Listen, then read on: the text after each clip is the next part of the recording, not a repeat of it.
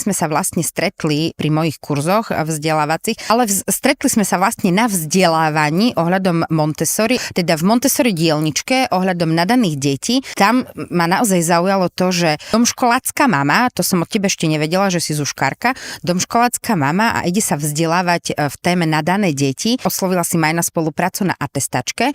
Čo pre teba bolo v tej atestácii také náročné? Lebo všetko vieš, akože za mňa perfektný systém aj doma, aj to, že čo v tej atestačke bolo také, čo ti robilo najväčší problém? Nič. Čiže nič ti nerobilo? Ja si myslím, že ten kurz bol tak dokonale akože a pre mňa to dalo veľa. Ja som si naozaj po každom týždni na tom online vzdelávaní zrobila tú oblasť, ktorú bolo treba a ja som to potom už len konzultovala s tebou a s Hedou, takže pre mňa nejako nič, lebo tak tie ciele, tie deti, tak poznám si tie deti v škole a nebolo to nejako problém vyšpecifikovať, ani spracovať, ani s nimi nebol problém. Nevnímam to ako tragédiu, čo tam trebalo proste. Čiže nevnímaš tie atestačné portfólia ako ťažkú vec, len sa treba do toho zahryznúť.